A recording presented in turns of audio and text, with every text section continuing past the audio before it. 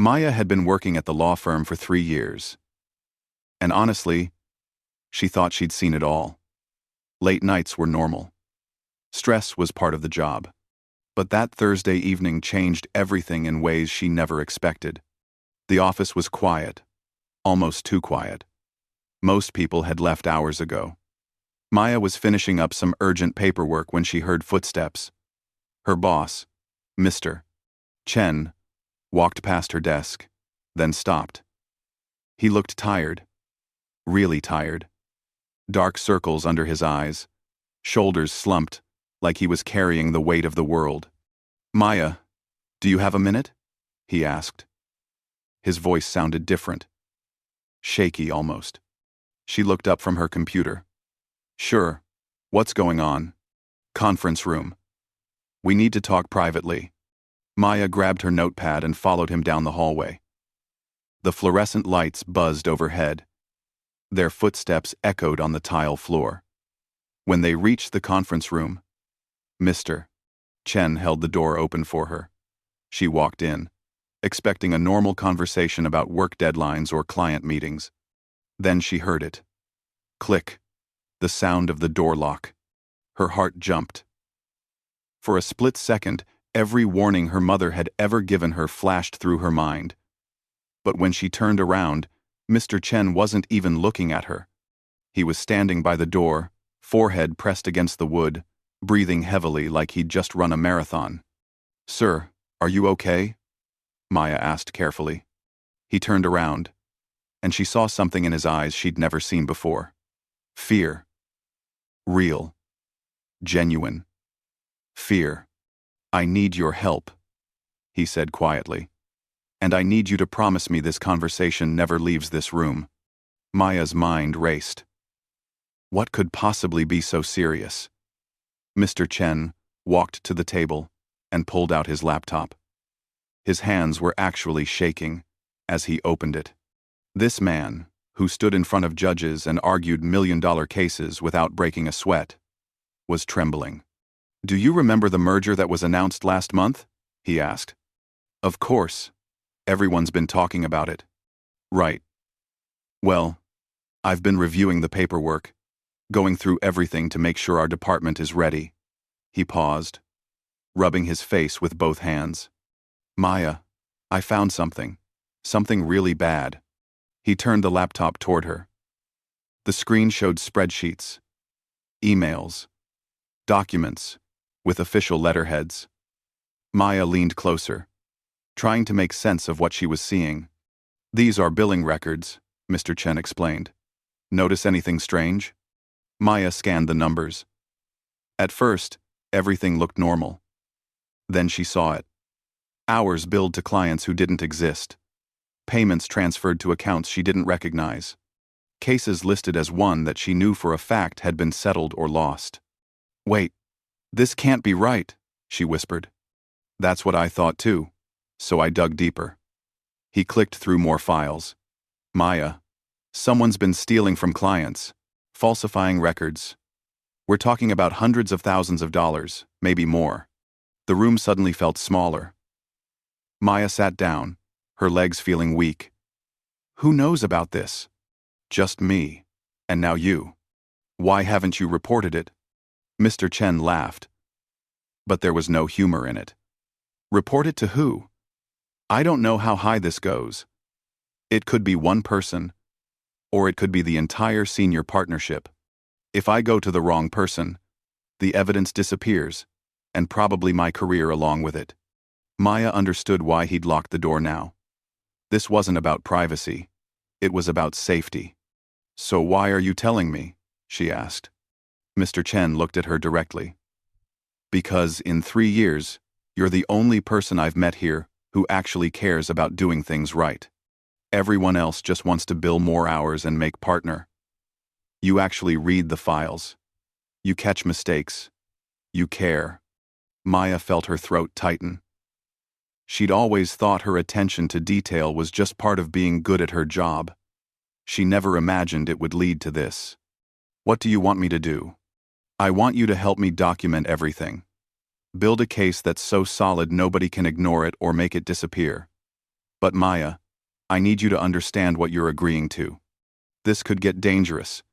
People don't steal this much money without being willing to protect themselves. She thought about her small apartment, her student loans, her family who depended on her sending money home each month. She thought about how hard she'd worked to get this job, this life.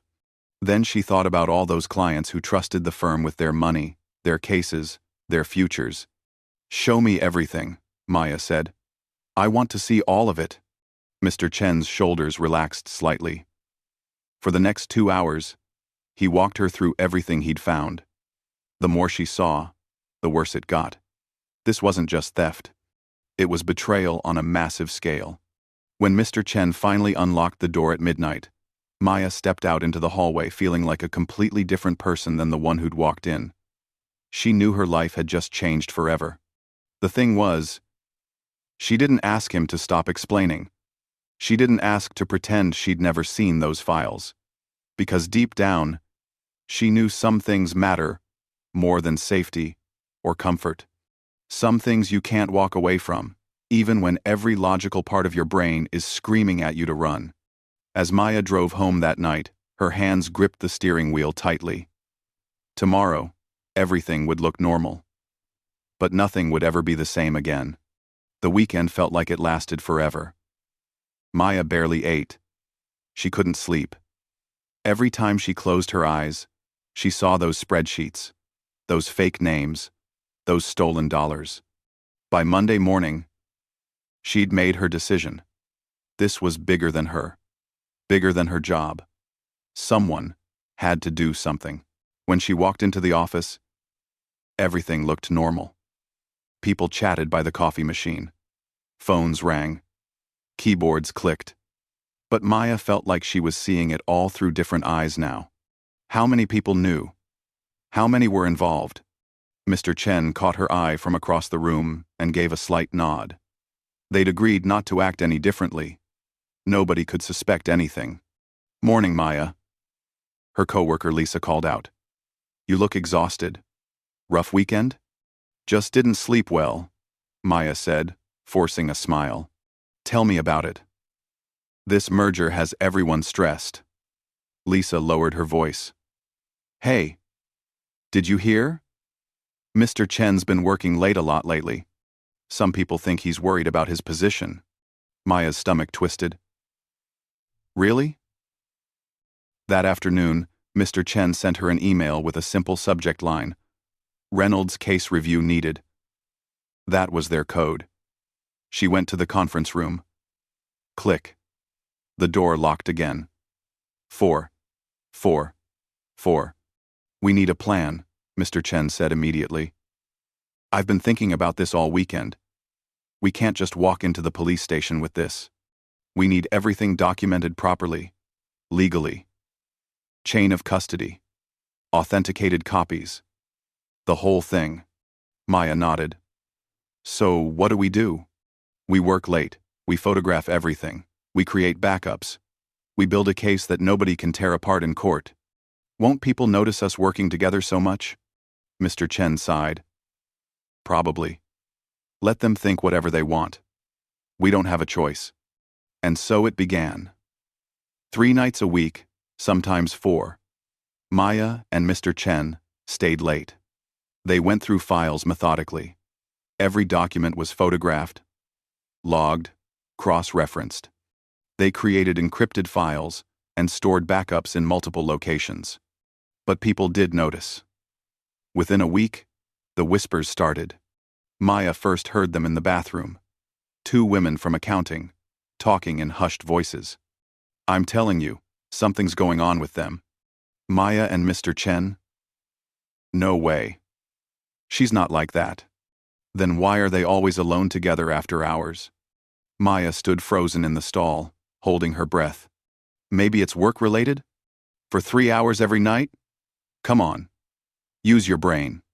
The women left, and Maya sat there, feeling sick. This was happening. People thought they were having an affair. Her best friend at work, Jenny, pulled her aside the next day. "Maya, I need to ask you something, and please be honest with me." Are you involved with Mr. Chen? What? No. Jenny, it's not like that at all. Then what is it like? Because people are talking, and as your friend, I'm worried about you. Maya wanted so badly to explain, to tell Jenny everything, but she couldn't risk it. Not yet. It's just work stuff, a big case. I can't really talk about it. Jenny looked hurt. Fine, keep your secrets, but be careful, Maya. Office relationships never end well. The isolation was crushing. Maya had always been friendly with everyone. Now people looked at her differently. Some with judgment, others with pity. Then things got worse. One evening, as Maya and Mr. Chen worked in the locked conference room, someone knocked. Hard. Security, open the door, please. Mr. Chen and Maya exchanged panicked looks. He quickly closed his laptop and unlocked the door. The security guard stood there, flashlight in hand, looking suspicious. I got a call about suspicious activity. Someone reported hearing voices in here after hours. Oh, that's just us, Mr. Chen said smoothly. We're preparing for a major trial. Lots of sensitive material, so we need privacy. The guard looked at them both, clearly not believing a word. Right. Well, company policy says all after-hours work needs to be logged with security. I'll need both your names and the case number. Mr. Chen provided the information calmly. The guard wrote it down and left, but not before giving them one more suspicious look. After he was gone, Maya's hands were shaking. Someone's watching us. I know. Mr. Chen said quietly. We need to be more careful. I'm said, but careful wasn't enough. The next morning, Maya found her car in the parking garage. Someone had keyed it. Long, deep scratches along both sides. On the windshield, a note. Mind your own business. Maya stood there, staring at the damage, and felt fear like she'd never known before. This was real. Someone was threatening her. She called Mr. Chen. He came down to the garage immediately. We should stop, Maya said, her voice shaking. This is getting dangerous. Mr. Chen looked at the car, then at her. If you want to stop, I understand. I'll finish this alone. But Maya, they did this because they're scared. That means we're getting close.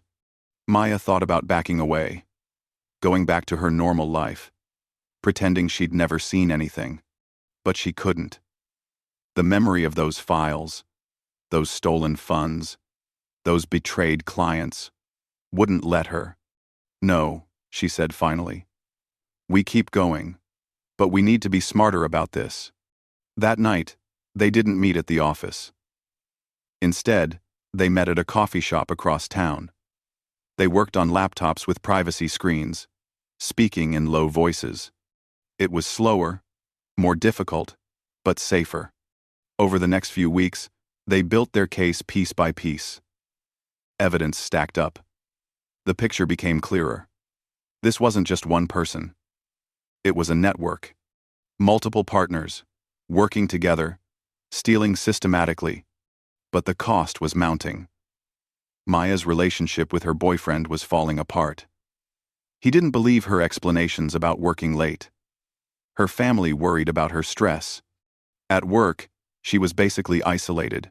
Even Jenny had stopped talking to her. One night, working at the coffee shop, Mr. Chen closed his laptop and put his head in his hands. I got divorce papers today, he said quietly. Maya didn't know what to say. My wife thinks I'm having an affair. She won't listen to the truth. Says she's done waiting for me to be honest. They sat in silence for a long time. Maybe we should stop, Maya finally said. Look at what this is costing us. Your marriage, my friendships, our reputations. What if it's not worth it? Mr. Chen looked at her. Do you really believe that? Maya thought about it honestly. All the pain, all the sacrifice. Was justice worth this price? No, she admitted. I don't. But it hurts. I know, Mr. Chen said. But we're too far in now. We either finish this, or everything we've sacrificed was for nothing. Maya nodded slowly. They'd crossed a line that night when Mr. Chen first locked the door. There was no going back now. Only forward, no matter what it cost them. 3 weeks had passed since Maya found her car damaged, and the pressure just kept building. She'd stopped sleeping properly. Every sound made her jump. Every email made her nervous. But she and Mr. Chen kept working, kept documenting, kept building their case. The office atmosphere had become unbearable. People didn't even try to hide their gossip anymore. Maya would walk into the break room, and conversations would stop. Eyes would follow her down the hallway. Once, she overheard someone say, "She seemed so professional." It hurt. More than Maya wanted to admit. Then Human Resources called her in for a meeting. The HR director, Mrs. Patterson, sat behind her desk with a concerned expression that didn't quite reach her eyes. "Maya, thank you for coming in. This is just a routine conversation. Nothing to worry about." Maya sat down, her heart pounding. Nothing about this felt routine. "We've received some concerns from staff members about workplace relationships," Mrs. Patterson continued. "You understand, we have policies about fraternization between supervisors and their direct reports." "I'm not in a relationship with Mr. Chen," Maya said firmly. Of course, but you understand how appearances matter? You've been spending significant time alone together after hours. People talk. We're working on a case. For 3 hours every night? Maya, I'm trying to help you here. If something inappropriate is happening, it's better to be honest now. These situations have a way of coming out eventually. Maya felt trapped. If she explained the real reason, she'd blow everything they'd been working toward. But staying silent made her look guilty. "There's nothing inappropriate happening," she said quietly. Mrs. Patterson sighed. "All right. But I need to advise you to be more mindful of appearances, for your own career protection. That's all. You can go." Maya walked out of that office feeling defeated. They were being cornered from every direction. That evening, she almost didn't go to meet Mr. Chen. She sat in her car in the parking lot, hands on the steering wheel, trying to decide if she could keep doing this. Her phone buzzed. A text from Mr. Chen. "I understand if you want to stop. No judgment. You've already done more than anyone could ask." Maya stared at the message. It would be so easy to say yes, to walk away, to go back to her simple life. But something made her think about her grandmother, who'd cleaned houses her whole life and taught Maya that your word and your integrity were the only things that truly belonged to you. She texted back, "See you at the usual place." At the coffee shop, Mr. Chen looked as exhausted as she felt. They'd been working on this for over a month now, and it was taking its toll on both of them. "HR called me in too," he said. "Same conversation. They're building a case to fire us, I think. Documenting everything. So what do? We work faster. We finish this before they can shut us down." They spread out their materials on the table. They documented 17 different instances of fraud now, involving 5 senior partners and totaling over $800,000. It was massive. It was undeniable. "I think we're ready, Mr. Chen said. "I've been researching. We need to take this to the State Bar Association. They have the authority to investigate, and they're outside the firm's influence." OP. "When?" Maya asked. "Soon. Maybe next week. I just want to make sure we haven't missed anything." As they worked, Maya noticed a man at a nearby table. He'd been there for an hour, supposedly reading a book, but she'd caught him glancing their way several times. When he got up to leave, he walked past their table slowly, eyes lingering on their laptops. "Did you see that?" Maya whispered. "Yeah, we need to be more careful. Let's call it a night." They packed up quickly. Maya drove home, checking her rearview mirror the whole way. Was someone following her? She couldn't tell.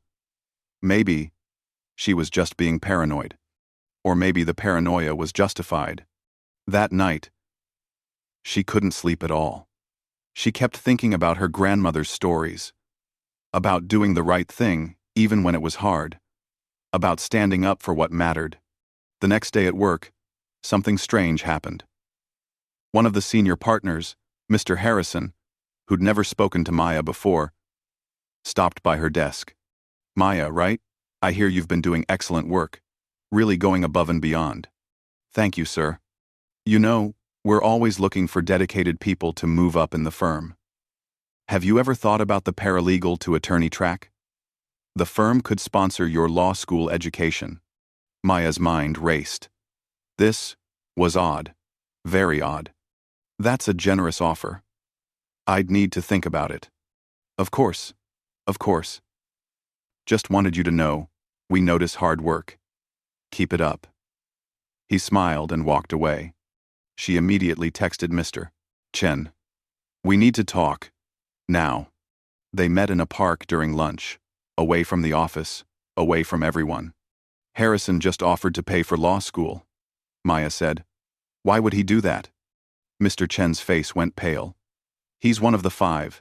He's in the files we documented. You think he knows? Has to be. He's trying to buy you off. Or buy your silence." Maya felt sick. "What do I do?" "Say you're thinking about it. Don't commit either way. And Maya, we need to move faster than I thought. If they're making moves like this, they definitely know something's wrong." Over the next few days, the pressure intensified from every angle. Harrison kept finding reasons to stop by Maya's desk, being friendly, mentioning opportunities. "Mrs. Patterson called her in again, this time with a written warning about continued disregard for professional boundaries. Mr. Chen got pulled into a meeting with the managing partners about his performance concerns. His wife's lawyer sent papers demanding immediate divorce proceedings. Maya's boyfriend showed up at her apartment one night, angry and hurt. "Just tell me the truth. Are you cheating on me?" "No, I swear, it's not what you think." "Then what is it?" "Because you won't talk to me. You're never home. You're stressed all the time. What am I supposed to think?" Maya wanted to explain everything, but she couldn't. Not yet. Not until they'd gone to the authorities. "I need you to trust me," she said. "Just a little longer. Please." He shook his head. "I can't do this anymore, Maya. Whatever's going on with you, you're choosing it over us. I'm done." He left. Maya stood in her empty apartment and cried for the first time in weeks. This was costing her everything. The next morning, Mr. Chen looked at her across the coffee shop table and saw the tears she was trying to hide. "We're destroying our lives for this," he said quietly. "Maya, I need to ask you something honestly. Do you want to stop? Because I'll understand if you do." Maya thought about her grandmother, about the clients who'd been stolen from, about doing the right thing, even when it hurt. "No," she said. "We finish this. But we finish it now. This week. I can't take much more." Mr. Chen nodded. "Agreed. I'll call the Bar Association tomorrow. We'll set up a meeting. One way or another. This ends soon." That night, Maya sat in her apartment organizing all their evidence, one final time. They had bank records, emails, falsified documents, witness statements from clients who'd been overcharged. They had everything they needed. She thought about what would happen next. The investigation, the questions, the possible backlash. Her job would probably be gone. Her reputation might never recover. But at least she'd be able to look at herself in the mirror. Her phone buzzed. A text from an unknown number. "Last chance to walk away. Think about your future." Maya stared at the message, her hands shaking. Someone was watching. Someone knew exactly what they were doing. She showed the text to Mr. Chen the next morning. "I got one too," he said, showing her a similar message. They looked at each other across the table. "We're doing this," Maya said. "Today. Now. Before they can stop us." Mr. Chen picked up his phone and dialed the State Bar Association. "Yes. I'd like to report serious ethical violations and fraud at Henderson and Associates." "Yes. I'll hold." Bye.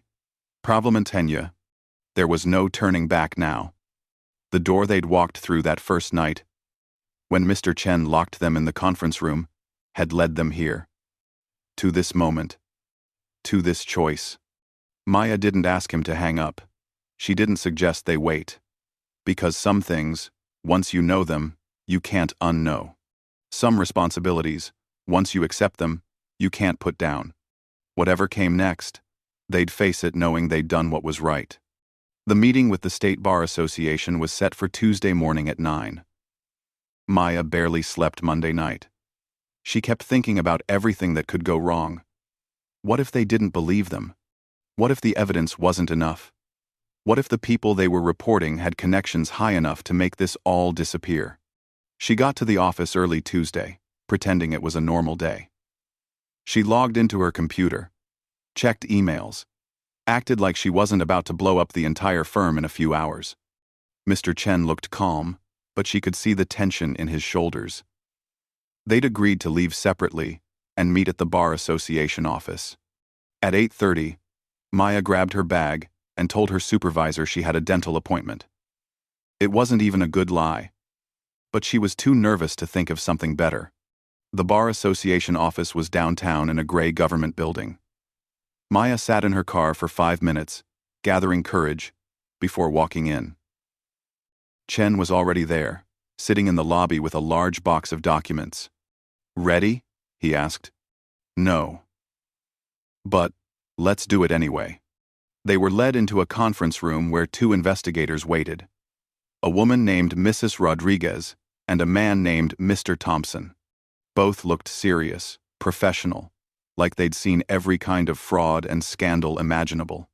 For the next 3 hours, Maya and Mr. Chen presented everything. The fake billing records, the phantom clients, the redirected funds, the pattern of theft that had been going on for at least 5 years. The investigators asked sharp questions. They examined documents carefully. They took notes constantly. "This is substantial," Mrs. Rodriguez said finally. "You understand what happens next? We'll need to launch a formal investigation. That means interviewing people at your firm, examining records. Your names will come out eventually." "We understand," Mr. Chen said. "You'll likely face retaliation. People might try to discredit you. Are you prepared for that?" No. Maya thought about everything she'd already lost. Her relationship, her friendships, her reputation. What else was left to lose? "We're prepared," she said. Mr. Thompson leaned forward. "I have to ask. Why? Why risk everything for this? You could have just looked the other way. Changed jobs. Stayed quiet." Maya didn't have to think about her answer. Because it was wrong. And someone had to do something. The investigators nodded. "We'll be in touch. Don't discuss this with anyone at the firm. Don't change your routines. Act normal. Can you do that?" Acting normal turned out to be the hardest part. Maya went back to the office that afternoon and tried to work like nothing had happened. But everything felt different. She looked at the senior partners differently now. She looked at her co-workers and wondered who knew, who suspected, who was involved. The investigation moved faster than expected. Within a week, state investigators showed up at the firm unannounced. They walked into the managing partner's office with a warrant. Within hours, they were boxing up files, imaging computers, interviewing staff. The office erupted into chaos. People whispered frantically. Phones rang constantly. Nobody knew what was happening. Maya sat at her desk, trying to appear as confused as everyone else. But Harrison, One of the partners they'd reported walked past her desk and stopped. He looked at her with cold, knowing eyes. "This is your doing, isn't it?" Maya didn't respond. "You have no idea what you've done," he said quietly. "No idea what this will cost you." He walked away, and Maya's hands shook so badly she had to sit on them. By the end of the day, 3 senior partners had been escorted out of the building by investigators. The managing partner held an emergency meeting, saying there was an ongoing investigation and everyone should cooperate fully. After the meeting, people swarmed Maya's desk. "Did you know about this? Is this why you and Mr. Chen were working late? Oh my God. Were you investigating them?" Maya didn't confirm or deny anything. She just said she couldn't talk about an ongoing investigation and went home. The next few weeks were brutal. The local news picked up the story. Major law firm under investigation for fraud. Maya's name wasn't mentioned yet, but she knew it was only a matter of time. At the firm, the atmosphere was toxic. Half the staff blamed her and Mr. Chen for destroying everyone's livelihoods. The other half treated them like heroes. Maya didn't feel like either. She just felt exhausted. Then the retaliation started. Someone leaked to the press that Maya and Mr. Chen had been having an affair, and the investigation was revenge for Mr. Chen's wife filing for divorce. It wasn't true, but the damage was done. The story spread online. People she'd never met were calling her names, making judgments about her character. Her family called, confused, and hurt. "Maya, what's going on? People are saying terrible things about you online." Trying to explain everything to her mother over the phone. Hearing the disappointment in her voice was one of the hardest conversations of Maya's life. Work became impossible. People openly refused to work with her. Someone put a sign on her desk that said, "Snitch." Her car got keyed again. Worse this time. Mr. Chen had it even worse. His wife's divorce attorney was using the investigation and affair rumors to paint him as unstable and dishonest. He was fighting for custody of his kids and losing badly. One day, about 6 weeks into the investigation, Mr. Chen called Maya. She could hear he'd been crying. "I saw my daughter yesterday, first time in 2 weeks. She asked me why mommy says I'm a bad person. She's 7 years old, Maya. 7. Maya didn't know what to say. "Did we do the right thing?" he asked. "I keep asking myself that. Was it worth this?" "I don't know," Maya admitted. "I really don't know anymore." They sat in silence on the phone for a long time. "My lawyer says the Bar Association is going to file formal charges next week." "Mr. Chen finally said, "against all 5 partners we reported. The evidence we gave them was solid. They're going to win this case." "That's good news, right?" "Yeah. But it doesn't feel like winning. It feels like we destroyed our lives for a principle." Maya understood exactly what he meant. Victory didn't feel like she'd thought it would. The formal charges came down on a Wednesday. 5 partners charged with fraud, theft, and ethical violations. The firm immediately fired all 5 and announced it was dissolving. Too much damage to the reputation, too many clients leaving, which meant everyone was losing their jobs. 47 people. Paralegals, secretaries, junior attorneys, administrative staff, all unemployed because of what Maya and Mr. Chen had done. People blamed them openly now. "You could have just quit and let someone else deal with it. Why did you have to destroy everything?" Maya tried to explain that the partners had destroyed everything, not her. That theft and fraud had consequences. But people didn't want to hear it. They wanted someone to blame. And she was an easy target. Her own job ended with the firm's closure. Maya found herself unemployed, with a reputation that preceded her everywhere she applied. "You're the whistleblower from Henderson, right? We'll keep your resume on file." Which was code for, "We'll never call you." Mr. Chen moved to another state, trying to start over somewhere his ex-wife's family didn't have influence over custody decisions. Maya ended up taking a job at a non-profit legal aid clinic, making half what she used to earn. Her apartment was smaller. Her car was older. Her life looked nothing like it had a year ago. 6 months after the investigation started, she got a message on social media from someone she didn't know. "I was a client at Henderson. They stole $30,000 from my settlement. Because of you, I'm getting it back. Thank you for your courage." Maya sat in her small apartment, reading that message over and over. $30,000. To that person, that money probably changed their life. She thought about all the other clients getting their money back. All the people who'd been stolen from getting justice. It didn't erase the cost, but it meant something. Her grandmother had been right. Your integrity was the only thing that truly belonged to you.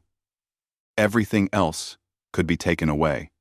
But the knowledge that she'd done the right thing, that she'd stood up when it mattered, nobody could take that from her. It wasn't the happy ending she'd hoped for, but it was an ending she could live with. And maybe that was enough. 3 years had passed since that Tuesday morning when Maya walked into the State Bar Association office. 3 years since everything changed. She was sitting in her small apartment now, the one she'd moved into after losing her job, drinking coffee and checking her email. Most days were quiet now. The media attention had faded. The firm was long gone. The partners who'd been charged had been convicted. Some served short prison sentences. Others paid massive fines and lost their law licenses forever. But for Maya, life hadn't returned to normal, because there was no going back to who she'd been before. That version of her, the one who kept her head down and just did her job, didn't exist anymore. She'd learned that doing the right thing didn't come with guarantees. No promise that people would understand. No assurance that justice would feel satisfying. No guarantee that sacrifice would be rewarded. Her job at the non-profit legal clinic paid the bills, barely. She helped people who couldn't afford regular lawyers. Domestic violence victims. Immigrants facing deportation. Poor families fighting evictions. The work mattered, but it was hard. She saw suffering every day that she couldn't always fix. Sometimes, late at night, she'd wonder what her life would look like if she'd made different choices. If she'd said no when Mr. Chen asked for help. If she'd walked away when things got dangerous. She'd probably still have her old job, her old relationship, her old friends. But she'd also have to live with knowing she'd seen serious crimes and done nothing. That weight would have crushed her slowly, silently, in ways that maybe wouldn't have been visible but would have been just as destructive. Mr. Chen reached out occasionally. He'd found work at a small firm, 2 states away. His ex-wife had full custody of the kids, and he saw them during summer and holidays. He was rebuilding, slowly. "Do you ever regret it?" he'd asked, during their last phone call. Maya had thought about it honestly. Yes and no. I regret what it cost. But I don't regret the decision itself. Does that make sense? Perfect sense, he'd said. Some choices don't have good options, just less bad ones. The legal aid clinic, where Maya worked, was in a rough part of town. The building was old. The resources were limited. But the people who worked there genuinely cared. That mattered more than she'd expected. Her coworker, an older attorney named Mrs. Wilson, had taken Maya under her wing.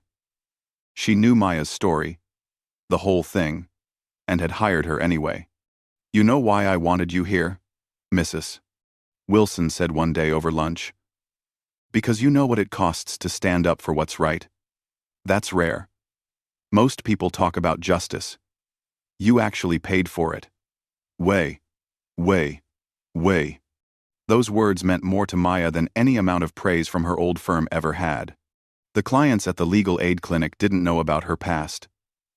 They just knew she worked hard for them, stayed late when cases needed it, fought for every dollar and every right they deserved. One afternoon, a woman came in for a consultation. She'd been overcharged by her landlord, had nowhere else to turn. Maya spent 3 hours going through her case, finding violations in the rental agreement, building arguments for her defense. "Why are you helping me?" the woman asked. "I can't pay you much." "Because everyone deserves someone in their corner," Maya said. "Money shouldn't determine whether you get justice." After the woman left, Maya sat at her desk and realized something. This work, helping people who had nobody else, this was what all that sacrifice had been for. Not for recognition or reward, but for the bone-deep knowledge that she was using her skills for something that mattered. She still had hard days. Days when the bills stressed her out. Days when she saw her old co-workers' social media posts about their successful careers and felt a sharp pain of envy. Days when she wondered if being the person who spoke up was worth being the person who lost everything. But then she'd get another message, another former client from Henderson thanking her, another person whose money had been returned, another life that had been made right because she and Mr. Chen had refused to stay silent. The messages trickled in slowly, but they came. Each one, a reminder that their actions had rippled out in ways they couldn't have predicted. Maya's relationship with her family had healed, mostly. Her mother finally understood why Maya had done what she did, even if she wished her daughter had chosen an easier path. "You're like your grandmother," her mother had said. "Too stubborn to let wrong things stay wrong." Maya had smiled at that. Being compared to her grandmother was the highest compliment she could receive. She'd tried dating again, tentatively. It was hard to trust people with her story. Hard to explain why she lived in a small apartment, despite having a law degree. Hard to make someone understand the choices she'd made without sounding either self-righteous or regretful. But she was learning to be okay with being alone. She'd discovered that the person she needed to be at peace with most was herself. One Saturday morning, Maya was at a coffee shop reading when someone approached her table. "Are you Maya? From the Henderson case?" Her stomach tightened. She never knew if these conversations would be grateful or hostile. "Yes, that's me. I just wanted to say thank you. My mom was a client there. They stole from her settlement after my dad died. Because of what you did, she got that money back. It saved our house." And the person's eyes were wet with tears. "You probably don't remember her case, but it meant everything to us. I just wanted you to know." After they left, Maya sat there for a long time. No, she didn't remember that specific case. There had been so many. But each one represented real people, real lives, real consequences. This was why she hadn't asked Mr. Chen to stop explaining that first night. Why she hadn't walked away when things got dangerous. Why she'd kept going, even when everything fell apart. Because somewhere out there, a family had kept their house. Because clients had gotten their money back. Because 5 people who'd been stealing and lying had faced consequences. It wasn't a perfect ending. Maya's life wasn't what she'd planned. But it was honest. It was true. It was hers. She thought about that moment 3 years ago, when Mr. Chen locked the conference room door. How her heart had jumped. How everything had changed in the hours that followed. If she could go back, would she make the same choice? Yes. Even knowing everything it would cost. Even knowing how hard the road would be. Because some things mattered more than comfort, or safety, or success. Integrity mattered. Truth mattered. Standing up when you saw something wrong mattered. Maya gathered her things and left the coffee shop. She had work to do on Monday. Clients who needed her. Cases that required her attention. She wasn't rich. She wasn't famous. She wasn't where she'd thought she'd be at this point in her life. But she could look at herself in the mirror. She could sleep at night. She could hold her head up knowing that when it mattered most, when the choice was hard and the cost was high, she'd chosen to be someone who did the right thing. And in the end, that was worth more than anything else she could have had. The door had locked that Thursday evening 3 years ago. But what Maya had discovered on the other side wasn't danger or romance or scandal. It was the person she was capable of being when everything was on the line. That person, she'd learned, was someone she could be proud of. And that made all the difference. Retry Claude can make mistakes. Please double-check responses.